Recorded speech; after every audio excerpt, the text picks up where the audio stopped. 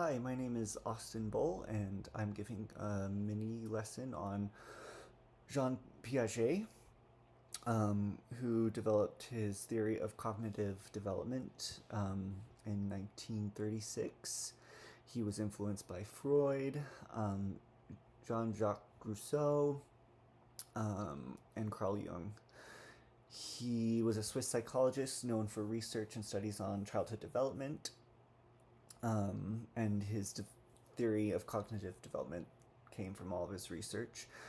Um, he developed the theory while he was doing work with Alfred Binet, who developed the very first intelligence test.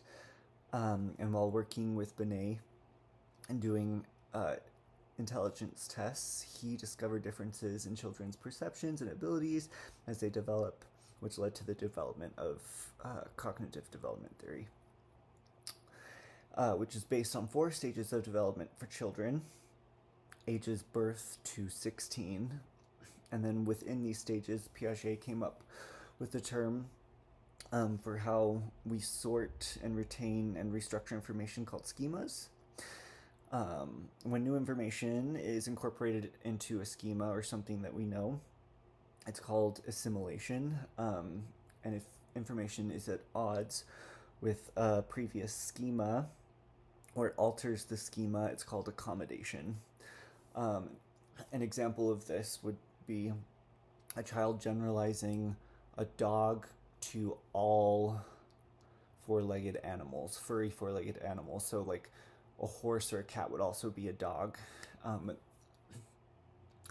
then the accommodation would be when the child realizes that the horse is a completely different animal or the cat's a completely different animal. It completely alters the schema that the child had.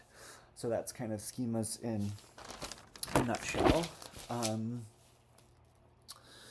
So the four stages of cognitive development theory are first the sensory motor stage, which goes from birth to approximately 2. And in this stage, children develop their reflexes, their movement, gross motor, and fine. They learn that certain behaviors yield certain results from caregivers, such as crying when hungry or sad, or like lifting their arms when they want to be held. They begin to very primitively understand symbols. And the biggest key development of this stage is object permanence. So understanding when someone leaves the room that they still exist, or just because you can't see something, it still exists. The next stage is the pre-operational stage, 2 to 7 years. This is considered like the egocentric stage, which children can't consider the perspectives of others. They give objects lifelike attributes, which is also referred to by Piaget as animism. They can only focus on like one characteristic of an object at a time, which is called centration, I believe.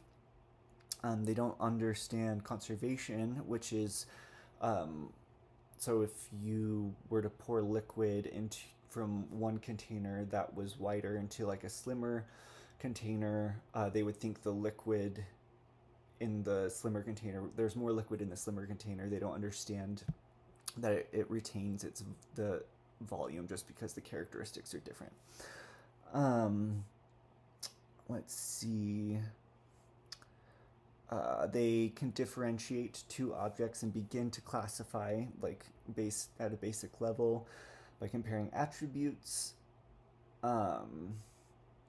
unique to each. They can begin to sort objects by size, weight, and length, a process called seriation. And then in the concrete operation stage, at 7 to 11 years, children are now able to understand the perspectives of others. They've mastered classification, conservation, and seriation, all of those skills that they didn't have in the previous stage. They can use and understand symbols appropriately.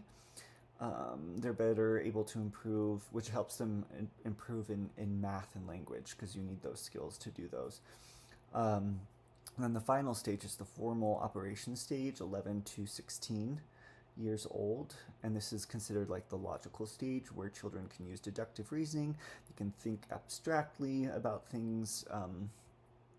They develop their identity and they began to think about morality and their place in the world, and it's considered the final stage where all of like the pieces of it's the final stage of human development, essentially.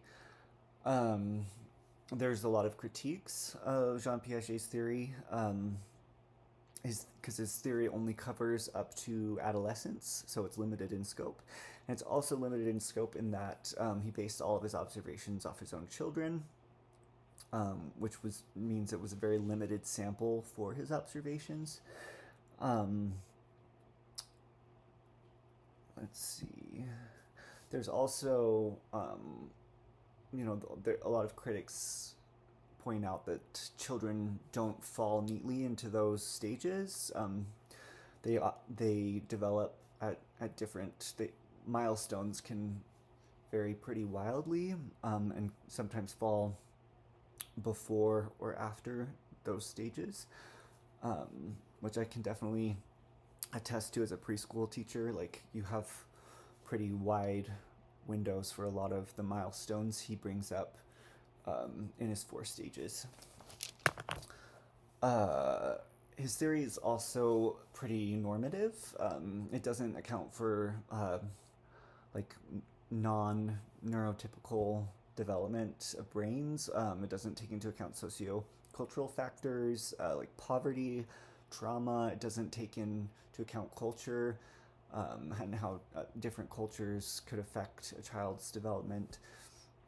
So it's very much within his scope, because obviously it was based off of his observations of his children. Let's see. Overall, though, I think the theory in terms of social work could still be useful at a micro level when working with children as a guideline. This is like basic guidelines. Like the theory still holds up, but I think it would need to be used in conjunction with other theories or other just research on childhood development, and taking into account all of the things that the theories critiqued for, which is adverse like life effects that could affect a child, trauma, poverty, the child's culture, the child's brain, like all of these different things that could have happened at birth. So yeah, I think overall it's a useful theory as a guideline, but yeah, definitely would require incorporating other theories, ideas, systems in social work. Yeah, I will try and link my references. I mostly just drew from our readings from the text, so I'll try and link that into this video. But yeah, that's my mini lesson on Jean Piaget. Thank you.